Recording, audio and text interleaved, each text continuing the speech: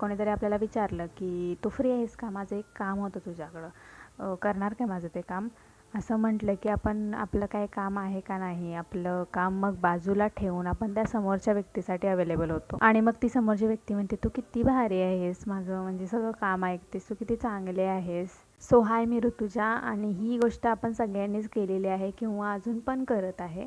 So ती गोष्ट म्हणजे पीपल प्लीजिंग. तुमच्यासोबत कधी असं झालं आहे का, म्हणजे एखाद्या कामासाठी आपण हो म्हणतो एखाद्याला, तर दरवेळेस ती व्यक्ती आपल्याला गृहीत धरायला लागते की हां, म्हणजे आता एखादं काम आहे जे बाकी कुणी नाही करणार, ते ह्याला सांगूया म्हणजे ही करेल का, तर आपण त्यांना सारखं अवेलेबल राहिलेलो असतो. प्लीज तू माझं काम कर ना, मी तू माझ्या खूप जवळचा आहेस म्हणून मी तुला सांगते, बाकी मी कुणाला काही सांगत नाही काम. आणि त्यांना असं विचारायला आपणच भाग पाडलेलं असतं, कारण नेहमी आपण त्यांना हो म्हणत आलेलो असतो की हां, मी करते तुझं काम किंवा मी आहे अवेलेबल.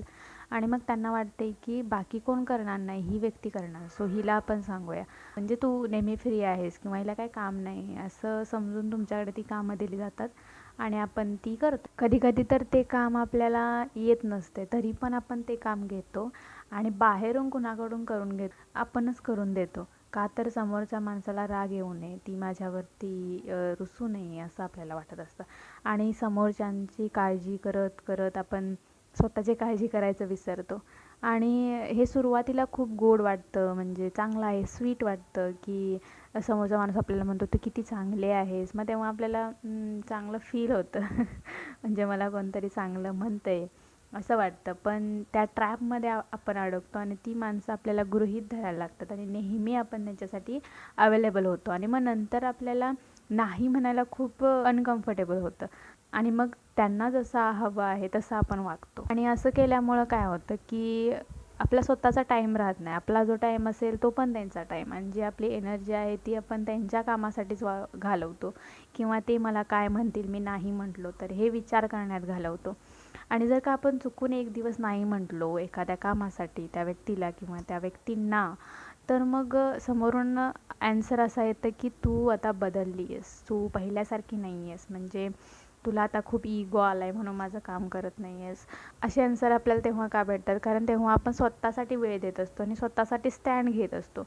आणि त्या समोरच्या माणसाला वाटतं की आता जर का ही व्यक्ती नसेल माझं काम करण्यासाठी तर मग काय होईल, म्हणून ते आपल्याला कंट्रोल करायला बघतात. महत्त्वाची गोष्ट म्हणजे आपल्याला हे आतून सगळं फील होत असतं की हे रॉंग आहे आणि हे मला करायचं नाही आहे असं आपल्याला वाटत असतं, पण ते आपण बोलण्याचं धाडस करत नाही म्हणण्याचं आपण धाडस करत नाही, आणि त्यामुळे मग लोक आणखीन आपला फायदा घेतात. मनात कुठेतरी असं आपल्याला वाटत असतं की नको यार हे करायला, पण आपण त्या व्यक्तींसाठी सारखं अवेलेबल राहतो. तिथं मग त्यांना आपण एक फ्री सर्व्हिस असल्यासारखं वाटतं की ही व्यक्ती आपल्यासाठी नेहमी अवेलेबल आहे, सो ही आपल्यासाठी कोणतंही काम कधीही फ्री करू शकते. आणि मला वाटतं नो म्हणणं म्हणजे काय, आपण खूप मोठी चूक करतो आहे असं नाही. अरे आपल्याकडे टाईम नसेल, जर का आपल्याला स्वतःला प्रायोरिटी द्यायची असेल तर अशा ठिकाणी नो म्हणणं खूप गरजेचं असतं. नाहीतर मग लोकांना आपणच संधी देतो आपल्या बाउंड्रीज ब्रेक करण्यासाठी, आणि त्यामुळे त्यांना हवा तसं यूज करून घेतात. आणि त्यांना आपण जाणीव करून देणं खूप गरजेचं आहे की ते आपल्यासोबत चुकीचं वागत आहेत, आणि तेव्हा आपण नो म्हणणं खूप गरजेचं आहे. जेव्हा आपण नो म्हणेल तेव्हा त्यांना पण रिअलाईज होईल की अरे मी ह्या व्यक्तीसोबत काहीतरी चुकीचं वागली आहे आणि हे बरोबर नाही आहे, आणि ह्यापुढे मी हिच्यासोबत असं वागणार नाही असं त्यांना वाटेल. पण जर का आपणच नाही म्हणत नसेल तर मग समोरची व्यक्ती आपल्याला गृहीत धरणारच, आणि नो म्हटलं की त्यांच्याकडं मग पण पर्याय भरपूर असतात, मग ते दुसऱ्या कुणाला तरी धरतील. पण तो आपला विषय नाही. आपण आपल्या सेल्फ रिस्पेक्टला बाजूला ठेवून दुसऱ्यांना व्हॅल्यू देत बसलो तर लाईफमध्ये आपण खूप पाठीमागे राहणार. एकदा नो म्हणून आपण ट्राय केलं ना तर मग त्या व्यक्तीचा समज असा होतो की ह्या व्यक्तीपाशी आता इथून पुढं असं काही चालणार नाही आणि ही व्यक्ती आता खूप सिरियस आहे, सो ती लोक विदाऊट एनी रिझन तुम्हाला कोणतं काम देखील सांगणार नाहीत.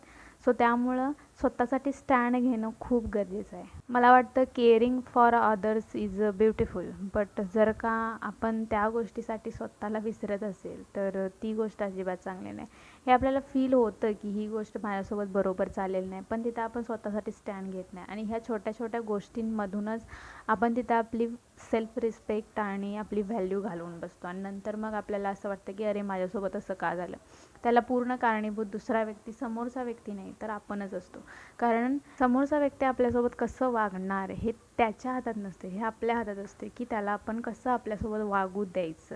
ते आपल्या वागण्यावरून समजतं की आपण त्याला आपल्यासोबत कसं वागवून द्यायचं. सो त्यामुळे आपण हेल्दी बाउंड्रीज मेंटेन करणं खूप गरजेचं आहे. एखादा माणूस आपल्याला फोर्स करत असेल एखादं काम करण्यासाठी किंवा एखाद्या माणसासाठी आपण नेहमी अवेलेबल राहत असेल तर तिथं आपण थोडा वेळ थांबून विचार करण्याची वेळ असते की ही गोष्ट मी करणं खरंच चांगलं आहे का, म्हणजे माझ्या सेल्फ रिस्पेक्टसाठी ही गोष्ट करणं मी चांगलं आहे का आणि समोरच्या व्यक्तीला त्याची व्हॅल्यू आहे का हे देखील बघणं खूप महत्त्वाचं आहे.